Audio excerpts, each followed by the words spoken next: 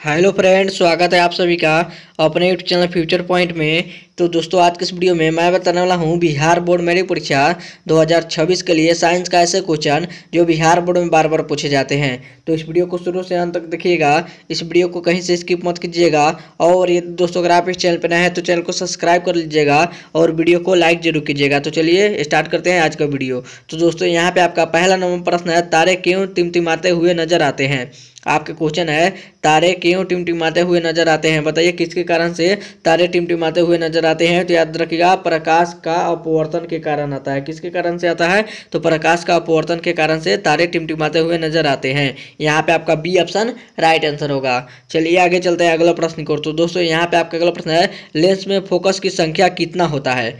आपका क्वेश्चन है, लेंस में फोकस की संख्या कितना होता है। तो याद रखिएगा, 2 होता है। कितना होता है, तो 2 होता है। यहाँ पे आपका ई ऑप्शन राइट आंसर होगा। चलिए आगे चलते हैं अगले प्रश्न को। तो दोस्तों, यहाँ पे आपका अगला प्रश्न है, दूर बिंदु और निकट की बिंदु के बीच की दूरी को क्या कहते हैं। आपका क्वेश्चन है, दूर बिंदु और निकट बिंदु के बीच की दूरी को क्या कहते हैं, बताइए कमेंट करके क्या कहते हैं। तो याद रखिएगा, दृष्टिपरास कहते हैं। यहाँ पे आपका ई ऑप्शन राइट आंसर होगा। चलिए आगे चलते हैं अगला प्रश्न को। तो दोस्तों, यहाँ पे आपका अगला प्रश्न है, चिप्स के पैकेट में कौन सी गैस डाली जाती है। आपका क्वेश्चन है, चिप्स के पैकेट में कौन सी गैस डाली जाती है। तो याद रखिएगा, नाइट्रोजन गैस डाली जाती है। और नाइट्रोजन वायुमंडल में 78% होती है। यहाँ पे आपका बी ऑप्शन राइट आंसर होगा, इसको भी याद रखना है। आगे बढ़ते हैं अगला प्रश्न को। तो दोस्तों, यहाँ पे आपका अगला प्रश्न है, प्राथमिक रंग कौन सा है। आपका क्वेश्चन है, प्राथमिक रंग कौन सा है। तो याद रखिएगा, कौन कौन से हैं, तो लाल है, नीला है, हरा है, इनमें से तीनों है। यहाँ पे आपका डी ऑप्शन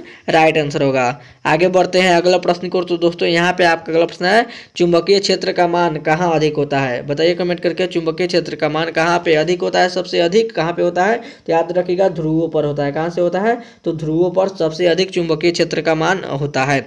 यहाँ पे आपका ई ऑप्शन राइट आंसर होगा। आगे बढ़ते हैं अगला प्रश्न को। तो दोस्तों, यहाँ पे आपका अगला प्रश्न है, सिरका में कौन सा अम्ल पाया जाता है, बताइए कमेंट करके, सिरका में कौन सा अम्ल पाया जाता है। तो याद रखिएगा, लैक्टिक अम्ल पाया जाता है। और लैक्टिक अम्ल किस में होता है, तो दूध दही दोनों में होता है। यहाँ पे आपका सी ऑप्शन राइट आंसर होगा। चलिए आगे चलते हैं अगला प्रश्न को। तो दोस्तों, यहाँ पे आपका अगला प्रश्न है, प्रकाश के अपवर्तन के दूसरे नियम को क्या कहते हैं।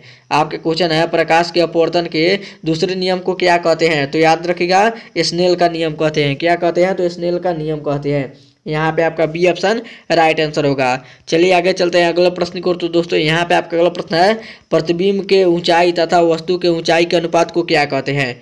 आपका क्वेश्चन है, प्रतिबिंब के ऊंचाई तथा वस्तु के ऊंचाई के अनुपात को क्या कहते हैं। तो याद रखिएगा, क्या कहते हैं, तो आवर्धन कहते हैं। यहाँ पे आपका सी ऑप्शन राइट आंसर होगा। चलिए आगे चलते हैं अगला प्रश्न को। तो दोस्तों, यहाँ पे आपका अगला प्रश्न है, टिंडल प्रभाव प्रकाश के कौन सी परिघटन को दर्शाता है। आपका क्वेश्चन है, टिंडल प्रभाव प्रकाश के कौन सी परिघटन को दर्शाता है। तो याद रखिएगा, प्रकाश का प्रकीर्णन की दर्शाता है। यहाँ पे आपका डी ऑप्शन राइट आंसर होगा। चलिए आगे बढ़ते हैं अगला प्रश्न को। तो दोस्तों, यहाँ पे आपका अगला प्रश्न है, किस प्रतिबिंब को पर्दे पर नहीं उतारा जा सकता है। आपका क्वेश्चन है, किस प्रतिबिंब को पर्दे पे उतारा नहीं जा सकता है। तो याद रखिएगा, काल्पनिक प्रतिबिंब को हम पर्दे पे उतार नहीं जा सकते हैं। यहाँ पे आपका बी ऑप्शन राइट आंसर होगा। आगे बढ़ते हैं अगला प्रश्न को। तो दोस्तों, यहाँ पे आपका अगला प्रश्न है, वास्तविक प्रतिबिंब कैसा होता है। आपके क्वेश्चन है, वास्तविक प्रतिबिंब कैसा होता है। तो याद रखिएगा, वास्तविक प्रतिबिंब कैसा होता है, तो उल्टा होता है। यहाँ पे आपका ई ऑप्शन राइट आंसर होगा। आगे बढ़ते हैं अगला प्रश्न को। तो दोस्तों, यहाँ पे आपका अगला प्रश्न है, काल्पनिक प्रतिबिंब कैसा होता है। याद रखिएगा, काल्पनिक प्रतिबिंब सीधा होता है। यहाँ पे आपका बी ऑप्शन राइट आंसर होगा। आगे बढ़ते हैं अगला प्रश्न को। तो दोस्तों, यहाँ पे आपका अगला प्रश्न है, उत्तल लेंस का फोकस कैसी होती है। आपका क्वेश्चन है, उत्तल लेंस का फोकस कैसी होती है। तो याद रखिएगा, कैसी होती है, तो धनात्मक होती है। और उत्तल लेंस की फोकस कैसी होती है, तो ऋणात्मक होती है। यहाँ पे आपका ई ऑप्शन राइट आंसर होगा। चलिए आगे बढ़ते हैं अगला प्रश्न को। तो दोस्तों, यहाँ पे आपका अगला प्रश्न है, निर्देशांक चिन्ह परिपाटी में सभी दूरियां मापी जाती है। तो बताइए क्या चीज़ से मापी जाती है।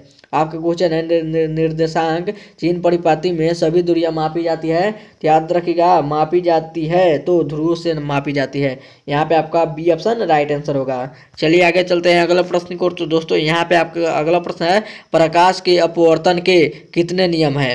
आपका क्वेश्चन है, प्रकाश के अपवर्तन के कितने नियम है। तो याद रखिएगा, 2 नियम है, एक प्रवर्तन और एक अपवर्तन है, 2 नियम है बात। चलिए अगला प्रश्न की ओर चलते हैं। तो दोस्तों यहाँ पे आपका अगला प्रश्न है, निम्नलिखित में किसका अपवर्तनांक सबसे कम होता है? बताइए कमेंट करके, निम्नलिखित में किसका अपवर्तनांक सबसे कम होता है? तो याद रखिएगा किसका अपवर्तनांक सबसे कम होता है, तो पानी का अपवर्तनांक सबसे कम होता है। यहाँ पे आपका सी ऑप्शन राइट आंसर होगा। चलिए आगे चलते हैं अगला प्रश्न की ओर। तो दोस्तों यहाँ पे आपका अगला प्रश्न है, पानी से भरी हुई बाल्टी में रखा हुआ मुड़ा हुआ छड़ प्रतीत होता है किसके कारण? आपका क्वेश्चन है, पानी से भरी हुई बाल्टी में रखा हुआ छड़ मुड़ा हुआ प्रतीत होता है किसके कारण? तो याद रखिएगा किसके कारण से होता है, तो प्रकाश का अपवर्तन के कारण से होता है। किसके कारण से होता है, तो प्रकाश का अपवर्तन के कारण से होता है। यहाँ पे आपका ई ऑप्शन राइट आंसर होगा। चलिए आगे चलते हैं अगला प्रश्न को। तो दोस्तों यहाँ पे आपका अगला प्रश्न है, वायु का निरपेक्ष अपवर्तनांक वास्तव में कैसा होता है? आपके क्वेश्चन है, वायु का निरपेक्ष अपवर्तनांक वास्तव में होता है, तो बताइए कैसा होता है? तो याद रखिएगा एक से अधिक होता है। किससे होता है, तो एक से अधिक होता है। यहाँ पे आपका बी ऑप्शन राइट आंसर होगा।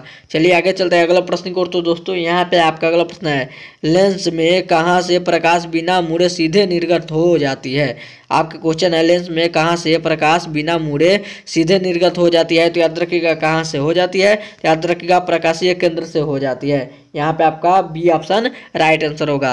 और ये था आपका वीडियो का लास्ट क्वेश्चन। अब वीडियो यहीं पे खत्म करते हैं। उम्मीद करते हैं यह वीडियो आप सभी को बहुत ही अच्छा लगा होगा। तो इस वीडियो में जाते जाते इस वीडियो को जरूर एक लाइक कर दीजिएगा, और चैनल पर नया है तो चैनल को सब्सक्राइब जरूर कीजिएगा।